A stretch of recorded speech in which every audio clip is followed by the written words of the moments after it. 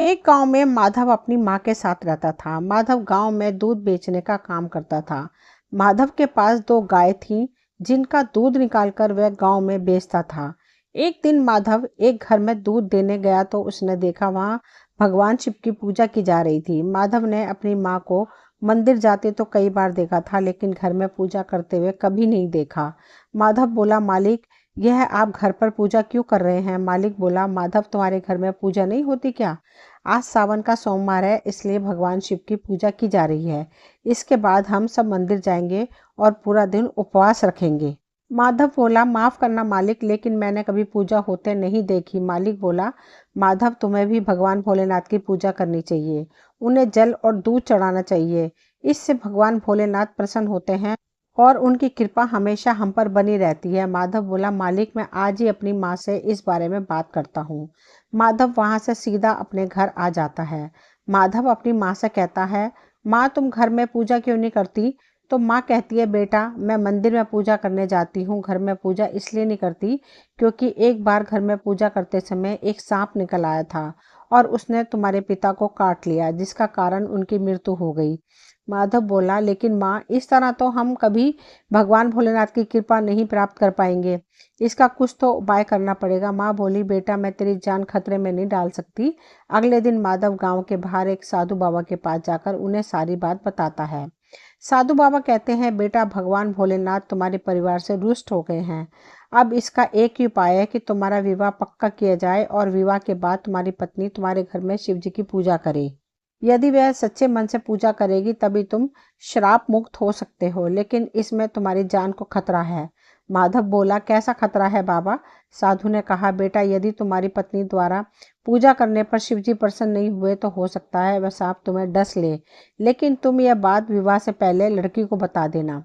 यदि वह यह सब सुनकर विवाह के लिए तैयार हो तभी आगे बढ़ना। माधव ने घर आकर माँ को सारी बात बता दी। माँ ने गांव में जाकर माधव के रिश्ते की बात की, लेकिन सभी ने अपनी कन्या का विवाह माधव से करने से मना कर दिया। हारकर माधव की माँ घर आ गई। अगले दिन माधव दूध बेचने गांव की ओर जा रहा था, तभी उसे किसी के रोने की आवाज सुनाई दी। उसने पास में जाकर देखा तो एक बुढ़िया बैठी रो रही थी। माधव बोला, माँ जी, आप क्यों रो रही हो? बुढ़िया ने कहा, बेटा, मेरी बेटी विवाह के योग्य है। अंधी होने के कारण कोई इससे विवाह करना नहीं चाहता। माधव ने अपनी परेशानी बुढ़िया माई को बताई। तभी उसकी अंधी बेटी शांति ने सारी बातें सुन ली और विवाह के लिए हाँ कर दी।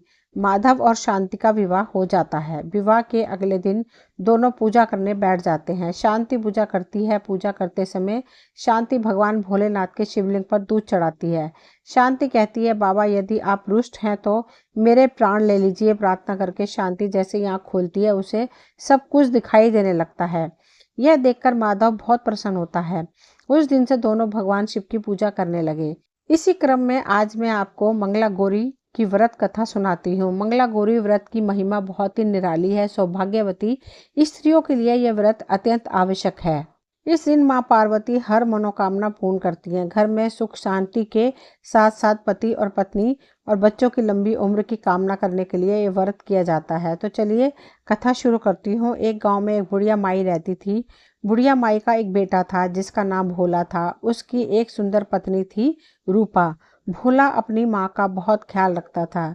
बहू भी बहुत सीधी, लेकिन बुढ़िया माई दिन रात बहू से झगड़ा करती रहती थी। एक दिन बुढ़िया माई ने घर आकर बताया, बहू सुन, मैं शिवजी के मंदिर में जा रही हूँ। वहाँ सब बातें कर रहे थे कि यदि सावन के सोमवार का व्रत कर अगले दिन मंगला गौरी व्रत किया जाए तो भोले बाबा और माँ पार्वती की कृपा से तुझे बेटा हो सकता है। तब रूपा ने कहा, लेकिन माँ, मैं तो केवल सोमवार का व्रत करती हूँ। ठीक है, अब आप कह रही हैं तो इस बार मैं दोनों व्रत करूंगी। बुढ़िया माई केवल उसे परेशान और भूखा रखने के लिए ये सब कह रही थी। उसने आगे कहा, अरे ऐसे व्रत नहीं करना है। दोनों दिन कुएं से 7 घड़े पानी शिवलिंग पर चढ़ाना है।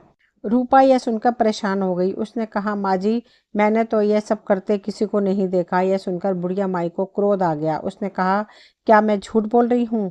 यह केवल संतान प्राप्ति का उपाय है जो तुझे करना ही पड़ेगा। यह सुनकर रूपा चुप हो जाती है। कुछ दिन बाद सावन शुरू हो जाता है। रूपा ने पहले सोमवार को सुबह पूजा पाठ कर व्रत शुरू किया और 7 घड़े पानी कुएं से भरकर शिव जी पर चढ़ा दिए। कुआं मंदिर से काफी दूर था, इसलिए उसे काफी समय लग गया। यह सब करने में शाम हो गई। जब रूपा वापस आई तो देखा भोला बहुत गुस्से में घर के बाहर बैठा था। रूपा के पूछने पर उसने गुस्से में कहा, कहाँ चली गई थी? इतनी देर लगती है जल चढ़ाने में? घर में मेरी माँ भूखी बैठी है और तू घूम घूम कर पूरा गांव देख रही है। यह कहकर भोला ने उसे मारा। रूपा मार खाकर बिना कुछ खाए सो गई। अगले दिन उसकी सास ने कहा, बहू आज फिर से तुझे जल चढ़ाना है। यह सुनकर रूपा ने कहा, माँ जी कल से मैंने कुछ खाया नहीं है और इनकी मार से मेरा पूरा शरीर दुख रहा है।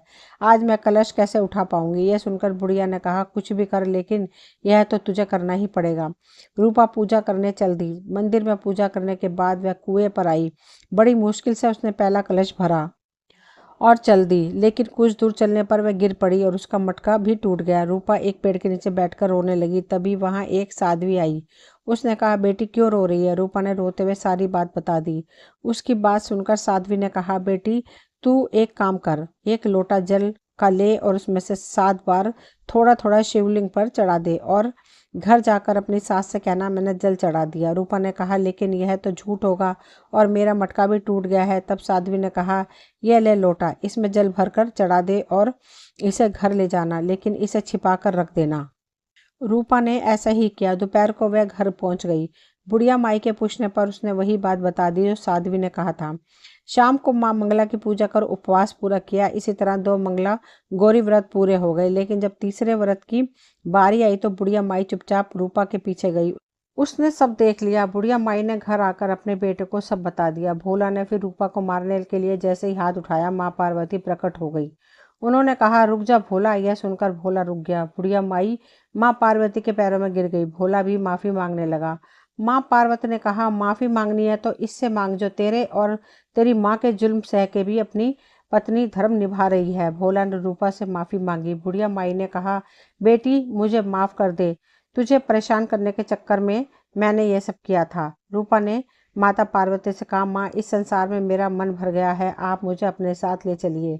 पार्वती ने कहा, ठीक है, आज से तू मेरी कृपा से जंगल में एक आश्रम बनाकर भक्ति करेगी, लेकिन इन दोनों को सजा मिलेगी। रूपा ने कहा, माँ इन्हें माफ कर दीजिए। ये सुनकर माँ पार्वती ने कहा, आज तुम्हारी बहू के कारण तुम्हें जीवन दान मिला, जाओ इस लोटे को रख लो। तुम्हारे परिवार में कभी अन्न धन की कमी नहीं होगी, लेकिन मैं अपनी बेटी को साथ ले जा रही हूँ। माँ की कृपा से रूपा ने एक आश्रम बनाया जिसमें बहुत सी स्त्रियां जो घर में दुखी थी आकर भगवान की भक्ति करने लगी। इसी क्रम में एक और कहानी आपको सुनाती हूँ। किसी गांव में राजू नाम का व्यक्ति रहता था। उसके परिवार में उसकी माँ, पत्नी रीना तथा उसका एक 5 वर्ष का बेटा मनु रहता था। पूरा परिवार खुशहाल था, प्रसन्न था। एक दिन की बात है, राजू काम से जब घर लौटा तो उसकी तबीयत खराब हो गई। पास के गांव से वैद्य जी को बुलाया गया। उन्होंने उसे दवाई दे दी, किंतु उसकी तबीयत में कोई सुधार न हुआ तथा कुछ समय बाद उसकी मृत्यु हो गई। अब परिवार की आजीविका पर संकट आ पड़ा। इधर राजू की माँ का व्यवहार राजू की पत्नी तथा बेटे पर दिन खराब होता चला जा रहा था। वह दोनों को खूब ताने देती तथा भला बुरा कहती। एक दिन रीना की सास ने माँ बेटे को घर से निकाल दिया। दोनों रोते रोते घर से चले गए। अब सबसे बड़ा प्रश्न था कि आखिर इतने बड़े गांव में कौन उन्हें आश्रय देगा। कुछ दूर चलने पर उन्हें उन दोनों को भगवान गणेश का एक भव्य मंदिर दिखाई दिया। मंदिर में एक बुजुर्ग पुजारी रहते थे। उनकी दृष्टि इन दोनों पर पड़ी तो उन्हें मंदिर में बुलाया तथा रोने का कारण पूछा। रीना ने रोते हुए उन्हें सारी बात बताई। पंडित जी यह सुनकर दुखी हुए तथा उन्होंने अपने परिचित के खाली पड़े मकान में उन्हें स्थान प्रदान कर दिया। मंदिर में जो चढ़ावा आता था उसका थोड़ा भाग वे रीना और उसके पुत्र के लिए भेज दिया करते थे। रीना ने सोचा, चढ़ावे के पैसे से घर चल पाना कठिन है तथा उसे घर चलाने के लिए कोई काम करना चाहिए, किंतु वे क्या काम करे। पंडित जी प्रतिदिन सुबह जल्दी उठते, मंदिर की साफ सफाई करते तथा भगवान को अर्पित करने के लिए फूल तोड़कर लाते। यह देखकर रीना ने उनसे कहा कि पंडित जी, आपके स्थान पर मैं फूल तोड़ लाया करूंगी और उसकी सुंदर सुंदर माला तैयार कर दिया करूंगी। पंडित जी ने कहा, अच्छी बात है, तुम माला तैयार करके उन्हें बेचकर पैसे भी कमा सकती हो। रीना को यह सुझाव अच्छा लगा। अगली सुबह उसने गणेश जी का आशीर्वाद लेकर माला बेचने का काम शुरू कर दिया। उसका बेटा मनु भी माँ के काम में हाथ बटाया करता था। ताजे फूलों से बनी माला देखकर ग्राहक उससे माला खरीदने लगे तथा कुछ ही दिनों में भगवान गणेश जी की कृपा से उसका काम अच्छा चल निकला। अब उसने छोटी सी दुकान ले ली। कुछ वर्ष के बाद उसका बेटा मनु भी बड़ा हो चला था। एक दिन मंदिर में उस गांव के एक व्यापारी की पुत्री अपनी माँ के साथ आई। जब उसने रीना की दुकान से फूल लिए, उसकी दृष्टि मनु में पड़ी। व्यापारी की पत्नी ने उनके बारे में पंडित जी से पूछा। पंडित जी ने सारी बातें बताई। उसके बाद वो घर लौट गए। शाम को व्यापारी को उसकी पत्नी ने उन माँ बेटे के बारे में बताया था तथा अपनी पुत्री की शादी उससे करने का विचार बताया। व्यापारी को भी वह वर अपनी कन्या के लिए उचित लगा और वह विवाह के लिए तैयार हो गया। गणेश जी के मंदिर में दोनों का विवाह बड़ी धूमधाम से संपन्न हुआ। उस व्यापारी के कोई पुत्र ना था, इसलिए उसने मनु को भी अपने साथ व्यापार में लगा लिया। मनु के परिश्रम तथा ईमानदारी से व्यापार में खूब प्रगति हुई। इधर रीना की सास की अवस्था खराब होने लगी। वह अकेली रहती थी तथा खराब स्वभाव के कारण कोई भी उसकी सहायता न करता। एक दिन रीना अपने पुत्र से बोली, बेटा तुम्हारी दादी बिल्कुल अकेली है तथा वृद्धावस्था के कारण बीमार भी रहती है। उन्होंने कैसा भी व्यवहार किया हो, किंतु है तो तुम्हारी दादी ही। उन्हें इस अवस्था में अकेला छोड़ना उचित न होगा। आज भगवान श्री गणेश की दया से हम संपन्न हैं, तो क्यों ना उन्हें भी अपने साथ ही रख लें। अगले दिन रीना अपने पुत्र तथा बहू के साथ सास के घर पहुंची। दादी ने जब उन्हें देखा तो बहुत खुश हुई।